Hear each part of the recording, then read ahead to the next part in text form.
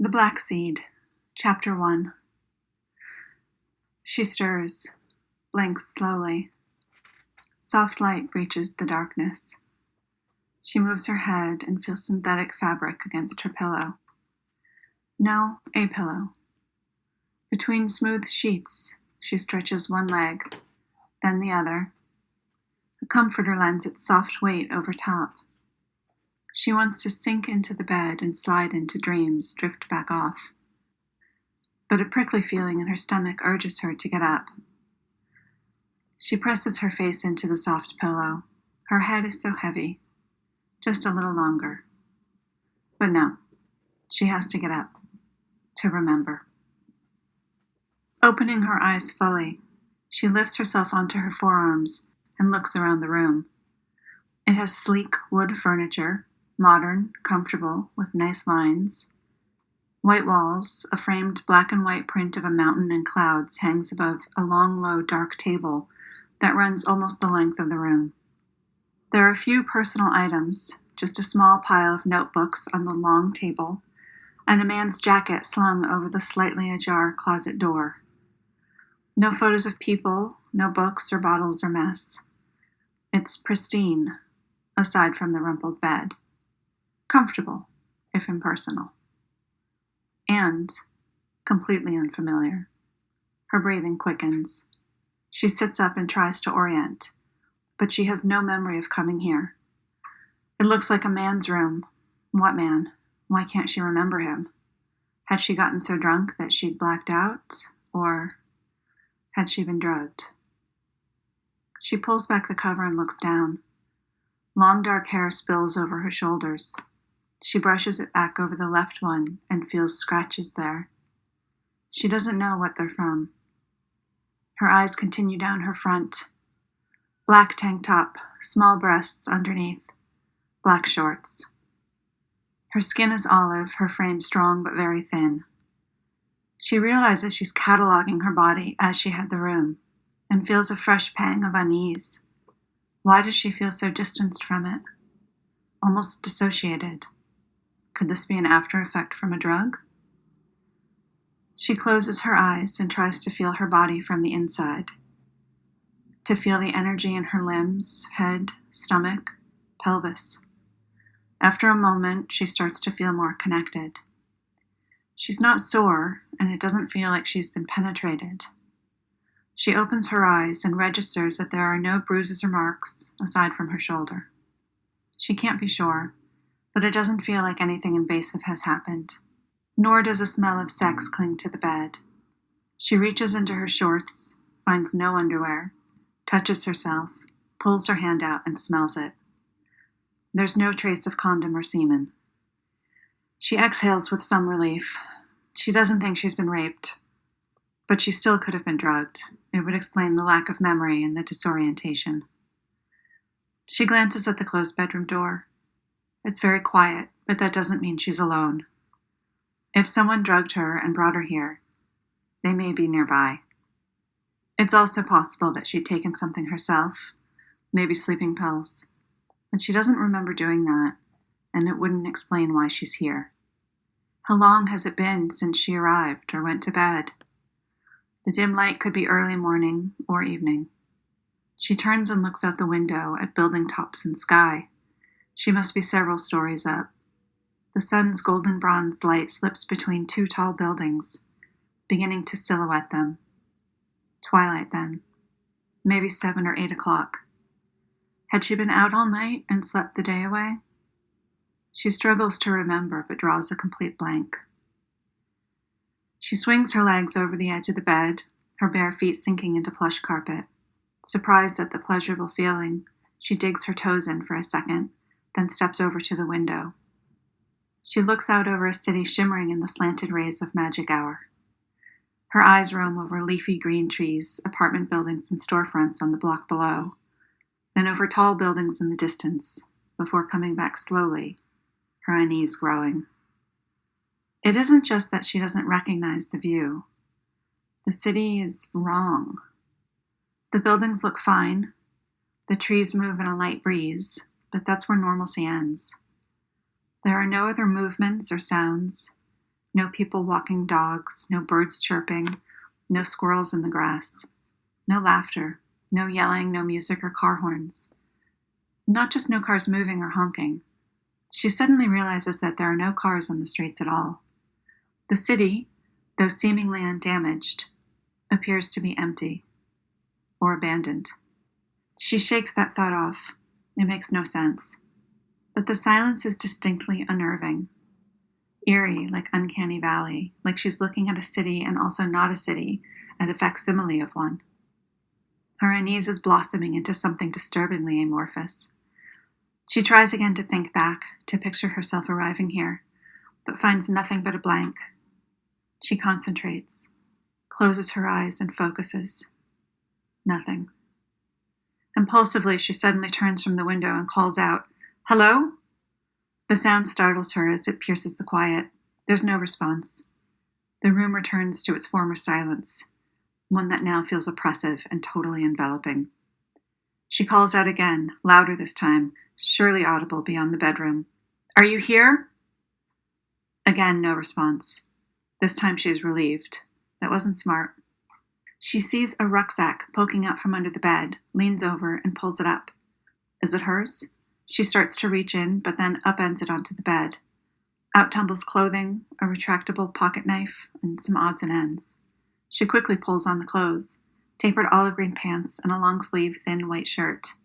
They fit perfectly. She notices a pair of sneakers at the foot of the bed and checks the pile for socks, but finds none. She figures the dresser might have some and strides toward it. Halfway there, a dark-haired woman in her mid-30s walks in. She starts, looks surprised and a little afraid. The woman freezes, and she does too. Her heart jumps into her throat before she realizes she's looking at a mirror. The shock of it floods her. Her reflection stares back at her in wide-eyed incomprehension. She struggles to recognize this person, but a wholly unknown woman gazes back at her. Two sets of hands move in tandem to her face. She recoils, but is unable to leave the mirror's sight and what it's telling her. Amnesia. The sound flits around her head. Amnesia, amnesia, amnesia. Like black-winged butterflies.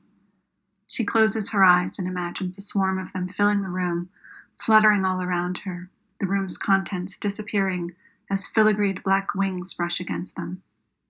She wishes for a moment that everything would actually disappear, completely, instead of merely dislocating her with their lack of context. As if it's her or them, with only one possibly being real, and she would very much like to choose herself. But when she opens her eyes, the room is unchanged. There are no flying insects, or as far as she can tell, any other life at all present. The furniture remains, along with the floors, the walls, the ceiling, the door, the horrible view, the silence. The thought that it's just her there threatens to sweep her away on a rising tide of panic. She feels herself tumbling into a black hole, a place from which no light, no matter, would ever escape. She grabs the edge of the mirror to steady herself and forces herself to not succumb to the terror of this vast not knowing.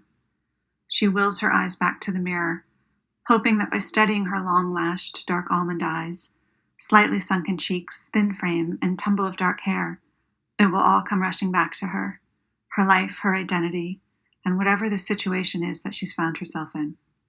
She feels no judgment as she looks at herself, just a growing sense of unreality.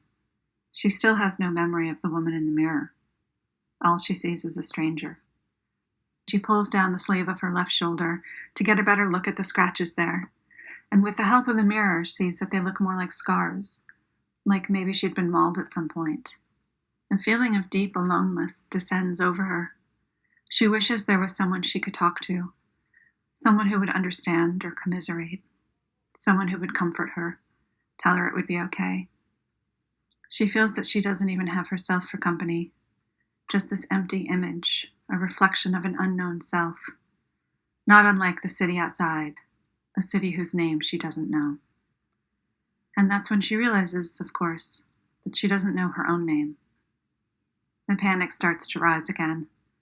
She knows she has to take control somehow, so she quickly squeezes her arm hard until it turns red and she nearly screams with the pain. But it anchors her. The physical world seems like a more objective arbiter of reality. She'll focus on that, she decides, and on whatever knowledge her body might hold. For instance, without thinking about it, she'd wanted socks. She doesn't exactly remember preferring to wear shoes with them, but she'd wanted them. It seems there's some sort of instinctual knowledge present that she can access if she pays attention. Or maybe it's the opposite. Maybe if she does things by instinct and not by forethought, then she can analyze what she's done, like with the socks. A small bubble of laughter wells up at the thought that the sum total of self-knowledge she possesses is that she likes socks. The more she thinks about it, the funnier it seems, and the laugh bursts free. She imagines herself opening a Christmas present, her face lighting up with delight as she sees socks. She laughs harder until tears stream down her face, and she wonders if she even celebrates Christmas. The fact that she has no idea sends her off into fresh peals of laughter. Finally, though, as her last gasps subside, she finds that, actually, nothing about the situation seems at all funny. She takes a deep breath and feels her shakiness. This must be shock. As she wipes tears from her cheeks, a new bubble of anxious laughter starts to rise. She puts her hands on her stomach to soothe herself and tells herself to breathe. Just breathe. Her hands rise and fall with her diaphragm, and once calmer, she resolves to find her way out of this, to find help, maybe people who know her, or something to jog her memory. And there's no time to waste. Someone could walk in at any moment, and whoever it was might be a friend, or not. She quickly searches the room, looking for any information or clues it might hold. In the dresser, she finds men's extra-large clothing. The long table holds only notebooks, and they're all blank. She tosses one into the small pile on the bed, before moving on to the end tables, which are completely empty. Finally, she checks the closet. More men's clothing, tidily hung, extra large. Her hands quickly dive into each pocket before she can worry too much about what they might encounter. But she finds nothing, until she gets to the jacket slung over the door. This time, she feels a hard, cold object. She pulls it out. A watch. Gray canvas band, silver face, with a solid heft to it. Something tight in her releases then, as the second's hand ticks its way around the circle. It works. The time is 8:11. Warm relief washes over her. She slips the watch onto her left wrist and wonders if that means she's left-handed. To be honest, though, at the moment, she doesn't really care. She's thrilled at this find. It feels like order somehow, like she's beginning to put the world to rights. She knows what goddamn time it is. It feels good. It feels strong.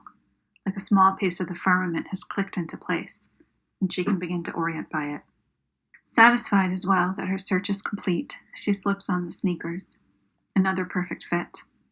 The feel of the cool material on her bare feet is a bit unpleasant, but it seems she has no choice but to play the card she has as she figures out the game. She quickly repacks the bag, stowing the notebook as well. As she withdraws her hand from the bag, it brushes against a zipper, a pocket. She feels a thick bundle of paper inside and pulls out a map, the kind that, when new, is all folded up and can never be refolded the same way. This one is new. She opens it and spreads it over the bedspread. It seems to be a road map, but not of any place she knows. She scans for words, cities, towns, anything familiar, but finds nothing. The other side is a city map. She flips it over a few times, but she doesn't recognize anything. It takes her a moment to realize that there actually aren't any words at all. In fact, no letters even. Just odd shapes that seem to correspond with points on the map. None of the shapes mean anything to her. Some look like diamonds or sticks or hands, and one that repeats often resembles a notched broom head. She can make neither heads nor tails of it. She sighs and refolds the map, wishing that every single thing didn't have to be a total mystery, and puts it back in the bag. She slings that over her shoulder and stops to take one last look out the window. A last finger of sunlight brushes the side of her face as the sun slips below the horizon. She again scans for signs of life, lights, sounds, anything at all, but sees only the silent, rapidly darkening city. She's about to turn away when something catches her eye. Movement on the street below, maybe 15 feet from the building, and again. A patch of what she'd taken for ground shifts and is quickly swallowed by shadows. It happens so quickly in the deepening gloom, she's left with only an impression. But it had moved strangely. Slow and fast at once, jerky and somehow also fluid, almost as if it had rippled. She can't think of anything that moves like that. Definitely not a dog or cat. Something unnatural? Could that be possible?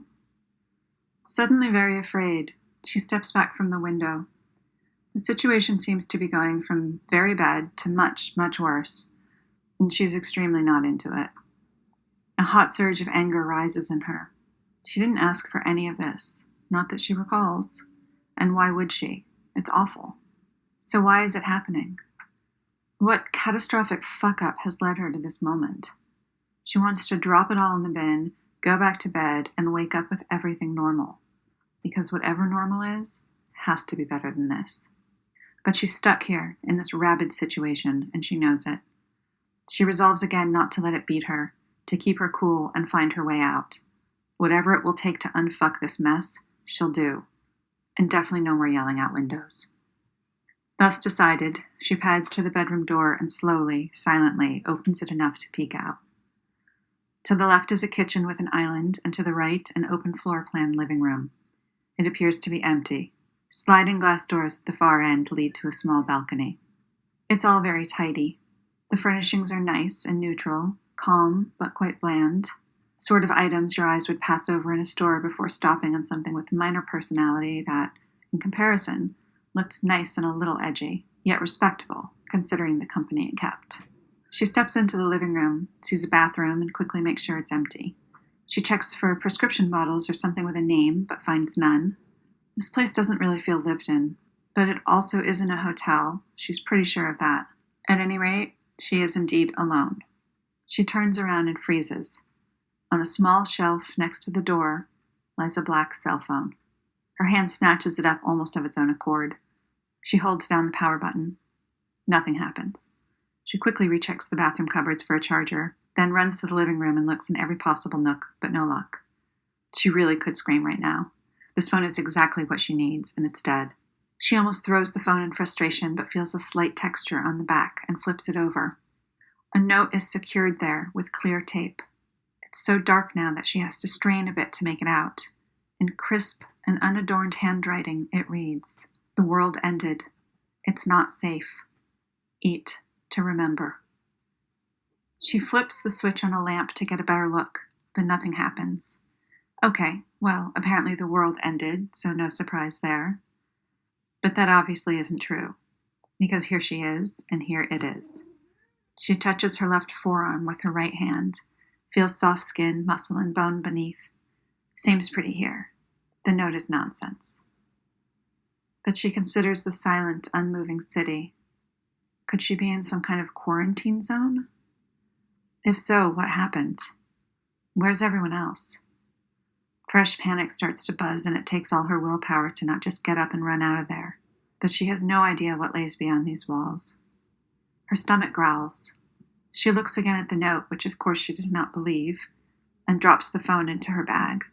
Enough of that. But hunger is hunger, and seemingly being reminded of food is enough to make her feel it. The void in her stomach propels her to the kitchen, where she opens the cupboards one after another. They're completely empty. Not even old baking soda or spices. No little ketchup or soy sauce packs. Her stomach rumbles. She opens the fridge carefully, but it's empty. And for the first time, a deep sense of thirst hits her. She turns the tap in the pristine sink, but nothing comes out. Of course not. She's trying to maintain calm, but right now, she just really needs something to make sense. She pulls the phone out of her bag and rereads the note. The world ended. It's not safe. Eat to remember. She's annoyed at its vagueness and at the writer, even as she fears it might have been her. She doesn't take the message at face value. Of course not, but has a bit of doubt entered her mind? Maybe. It would be best at this point to assume nothing. Take nothing for granted. But regardless of whether or not she believes it, she doesn't. There's no food anyway. And this place seems to have given up as much info as it's going to. So if she wants to eat or drink or learn more, find people, get help or anything else, it seems she has to go outside, out to where something had moved, or at least to search the building. These are her only two choices. Stay where it feels relatively safe, or leave to find food and help, or at least more information. And scared as she is, she actually feels that she has no choice at all. The answers she needs, whatever they might be, are out there. And maybe what she'd seen was just a cat, after all. Probably. She very much hopes so. Regardless, she gathers her nerve and goes to the door. She looks out the people, but it's too dark to see anything. Hand on knob, she hesitates. Anything could be out there. Anything at all. Or nothing. Scenarios start to flash through her head. A biological weapon, or a bomb far enough away that the blast hadn't impacted here, but the radiation had. Maybe everyone else had been evacuated except her, and she's already dying. Or could be infected with some plague. Or she might be a captive in an experiment. Maybe she'll open the door and see someone in a hazmat suit, standing there with a clipboard. Or if the note's true, maybe the world really did end, and it's just a void out there. Nothing but a black pit that she falls into, and she opens the door.